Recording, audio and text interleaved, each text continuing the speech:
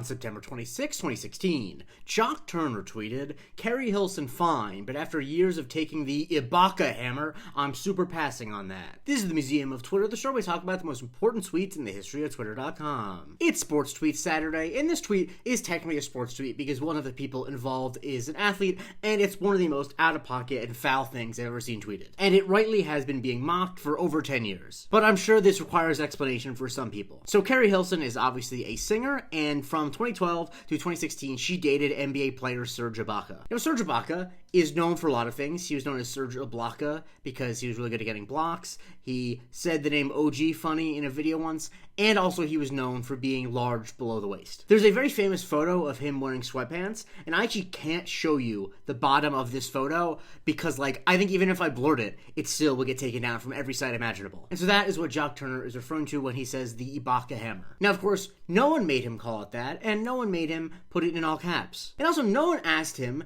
to opine on whether or not he would date Carrie Hilson. I'm fairly certain he'd never be in the same room as Carrie Hilson. I don't think that he needs to refuse to be with her. And I also think it says quite a lot about Josh that when he is thinking about whether or not he would date a famous woman, he is mostly thinking about the private parts of her previous boyfriend. And over the years, he's constantly been clowned. I really liked CJ using this meme of the "whose mans is this anyway?" And in June of 2021, Dyson Daniels' floater said this gonna live in history forever. And the main way it's lived on in history is people making parodies of it. Well, also people do post it whenever Carrie Hilson posts a video or a photo looking attractive, because it really just underlines how silly the original thought was. But yes, the main way you see this referenced is people jokingly saying that they wouldn't get with a famous woman because of her previous boyfriend, and it's worded the same way. Like when Megan Thee Stallion posted about Clay cheating on her, some random guy said, "Meg Thee Stallion fine, but after years of taking the Clay hammer, I'm super passing on that." Or when Wave Checkers posted a selfie of Janae Aiko,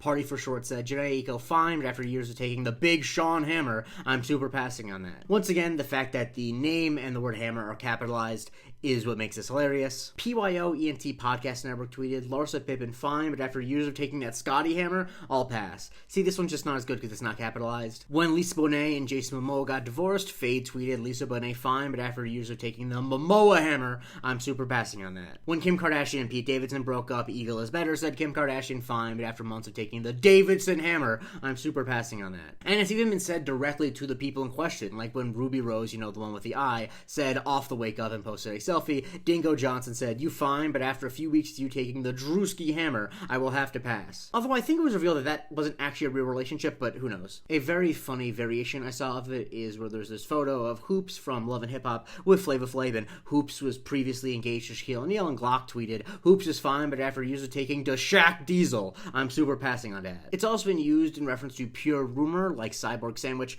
when this rumor was going around said, "Nancy Reagan fine, but after years of taking the Mr. T hammer, I'm super passing on that." Don't worry, one day I will cover the whole Nancy Reagan saga. I just need to figure out how I'm gonna say it in words that I can say. And then, as always, there have been some funny ones done about fictional characters. Like Mr. Pull Them Toes Out, go to jail, tweeted, "Black Widow fine, but after years of taking the Banner hammer, I'm super passing on that." At the end of Game of Thrones, Kamin God FC said, "Arya fine, but after years of taking the Gendry hammer, I'm super good on that." Although I believe canonically in the show, she only takes the hammer once or twice, but whatever. And Mojo Godo tweeted, "Lois Lane fine, but after years of taking the Kryptonian hammer, I'm super passing on that." And yeah, the fact that these tweets span years and years and years and people still make this reference is why I say it's important, even if the original tweet doesn't have the same numbers as some other tweets I've covered. And this one I feel like is definitely niche. It didn't really have that much of a crossover to other parts of Twitter, at least maybe until recently, because the one that inspired me to do this was when Aaron tweeted, "Diana Rossini fine, but after years of taking the Vrabel hammer, I'm super passing on that." Obviously, and this should go without saying, it is subconsciously funnier when the guy in question is a large man. It just makes the all caps and the word hammer funnier. But yeah, people are really weird about famous women. I'm not breaking any new ground